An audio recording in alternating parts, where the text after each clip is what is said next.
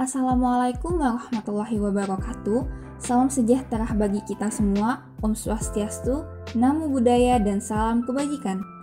Pada kesempatan kali ini, izinkan kami mempresentasikan hasil kinerja kami mengenai unsur budaya. Pertama-tama, perkenalkan kami dari kelompok 5 dengan anggota Arjuna Baikwala Guri, Zuriatul Jannah Ahmad, Muhammad Ihsan Taufik, Reina Aziz Janeza, dan Viva Urahmah. Sebelumnya, kami ucapkan terima kasih kepada dosen pengampu kami, Ibu Siti Perdi Rahayu M. Hum, yang telah memberikan kesempatan kepada kami untuk mempresentasikan hasil diskusi kami.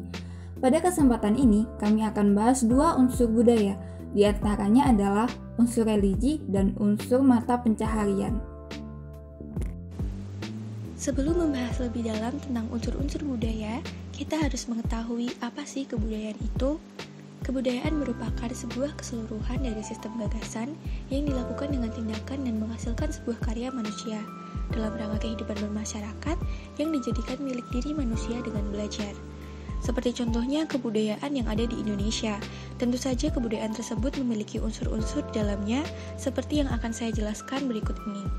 Yang pertama, unsur kebudayaan religi. Religi merupakan salah satu unsur kebudayaan universal yang termasuk dalam unsur pokok budaya yang tidak bisa dilepaskan dari kehidupan manusia. Dalam unsur religi ini terbagi lagi menjadi 3 unsur, yaitu sistem upacara keagamaan, sistem keyakinan, dan umat yang percaya pada religi. Asal mula permasalahan fungsi religi dalam masyarakat terbagi menjadi 2. Yang pertama, mengapa manusia mempercayai bahwa kekuatan supranatural yang dianggap lebih tinggi dari manusia itu sendiri? Kemudian, kenapa manusia selalu berusaha untuk mencari cara berkomunikasi dan berhubungan dengan kekuatan supranatural tersebut? Menghasilkan fungsi religi dalam ilmu antropologi fungsi religi tidak bisa dipisahkan dari emosi keagamaan. Emosi keagamaan yang menjadi unsur kebudayaan Indonesia merupakan perasaan dalam diri manusia yang mendorong mereka untuk melakukan tindakan-tindakan yang bersifat religius. Kemudian ada wujud kebudayaan religi. Yang pertama, ide kebudayaan. Ide yang muncul dari pemikiran secara mendasar seperti cara bertahan hidup dan bersosialisasi. Dalam kasus Sunan Kudus, menyebarkan dakwah Islam tanpa menghilangkan kebudayaan sebelumnya, yaitu kebudayaan masyarakat Hindu dan Buddha. Kemudian ada aktivitas budaya, yaitu aksi nyata atau buah dari pemikiran sebelumnya. Seperti Sunan Kudus yang memberi larangan menyembelih sapi untuk kurban, yang mana dalam kebudayaan masyarakat Hindu dianggap keramat. Sunan Kudus lalu mengganti kurban sapi dengan kerbau. Lalu yang ketiga ada artefak budaya, hasil atau buah dari aksi budaya, seperti contoh Menara Kudus yang memiliki unsur Hindu, Buddha, dan Islam. Lalu ada contoh budaya. Kegiatan Sunan Kudus dalam menyebarkan Islam di tanah Jawa dengan cara damai, seperti melarang masyarakat untuk menyembelih sapi, memberikan nuansa Hindu-Buddha pada bangunan arsitekturnya, dan juga beliau memasukkan unsur-unsur Islami seperti maulidan pada setiap ritual masyarakat Jawa yang dimana notabene masyarakat Kudus saat itu bermayoritas beragama Hindu-Buddha. Namun, tanpa menghilangkan kebudayaan sebelumnya, Sunan Kudus berhasil mengambil hati masyarakat Kudus untuk memeluk agama Islam. Lalu ada unsur mata pencaharian. Mata pencaharian merupakan salah satu unsur kebudayaan yang tidak bisa terpisah dari kehidupan manusia. Bagaimana cara suatu kelompok masyarakat atau sistem perekonomian mereka untuk mencukupi kebutuhan hidupnya. Sistem ekonomi pada masyarakat antara lain berburu dan meramu, beternak, bercocok tanam di ladang, menangkap ikan atau biasa disebut nelayan, bercocok tanam menetap dengan sistem irigasi, dan berdagang. Baik, pada zaman prasejarah, mata pencahariannya masih dengan cara bercocok tanam dan berburu. Pada saat itu juga, manusia yang hidup di zaman prasejarah hidup secara berkelompok dan berpindah-pindah tempat, biasa disebut nomaden. Mata pencaharian di zaman prasejarah dibagi menjadi 3, yaitu ada batu tua, batu tengah, dan batu muda. Batu tua, mata pencahariannya masih dengan cara berburu dan meramu. Meramu itu seperti menebang pohon dan mencari makan dari cara tebang pohon itu. Terus kehidupannya masih nomaden. Cara berburunya juga masih dengan alat bantu kapak yang terbuat dari batu dan tulang. Terus juga masih kasar, seperti kapak genggam dan alat dari batu. Pada zaman Batu Tengah, mulai menetap tinggal di gua. Nah, pada zaman ini manusia sudah punya keterampilan membuat kerajinan seperti gerabah dan anyaman. Selain itu juga pada zaman ini manusia sudah mulai bercocok tanam, tapi masih menggunakan alat seadanya seperti kapak batu, alat dari tulang, dan batu. Nah, pada zaman batu muda ini sudah mulai menetap, sudah bisa bercocok tanam, beternak. Alat yang digunakan juga lebih halus seperti kapak persegi dan pacul.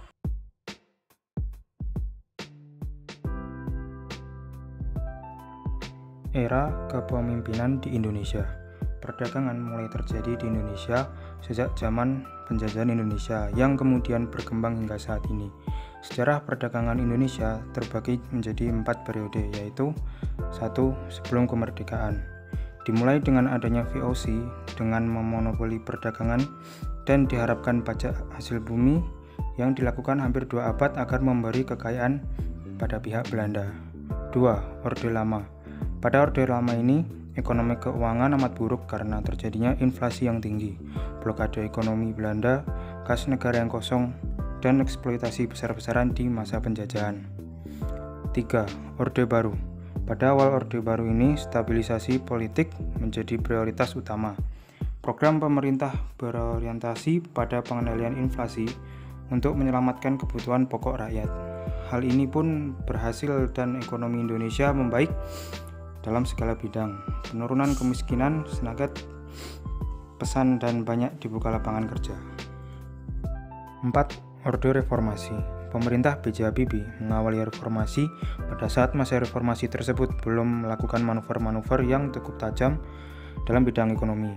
Padahal saat Orde Reformasi ini banyak persoalan ekonomi yang harus dihadapi, antara lain korupsi, pemulihan ekonomi, pengendalian inflasi, dan sebagainya.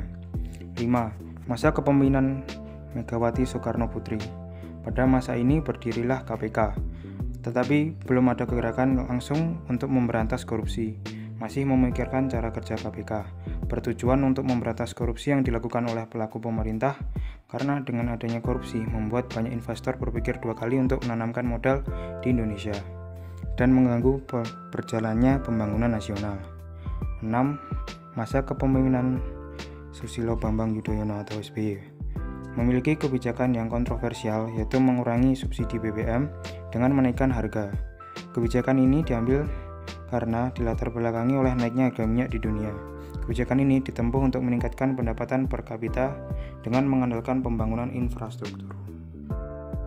Wujud budaya mata pencaharian, terdapat ide yaitu pemikiran ekonomi atau mata pencaharian manusia didasari dengan bagaimana bertahan hidup di dunia ini dengan sistem mutualisme. Pada masa prasejarah, ide ini muncul ketika mereka merasakan kelaparan dan kehausan sehingga menyebabkan mereka harus mencari makanan. Sedangkan dalam perdagangan dilakukan untuk menambah hasil pendapatan agar kebutuhan hidup terpenuhi dengan adanya perubahan zaman yang semakin berkembang. Kemudian terdapat aktivitas budaya, yaitu aksi nyata pemikiran saat masa prasejarah adalah dengan berburu dan bercocok tanam yang dilakukan oleh manusia untuk mendapatkan makanan. Sedangkan dalam perdagangan adalah aktivitas jual beli yang dilakukan oleh 2 orang atau lebih yang saling menguntungkan kedua belah pihak. Yang terakhir terdapat artefak, yaitu hasil dari aktivitas tersebut adalah dengan munculnya artefak-artefak untuk berburu dan bercocok tanam. Contohnya adalah batu kapak, batu kasar, dan lain sebagainya. Sedangkan dalam aktivitas perdagangan menghasilkan benda yang disebut sebagai uang. Berikut merupakan referensi yang menjadi dasar dari diskusi kami. Apabila terdapat pertanyaan ataupun sanggahan bisa dituliskan di dalam kolom komentar. Sekian presentasi dari kami. Apabila terdapat salah kata kami mohon maaf. Wassalamualaikum warahmatullahi wabarakatuh.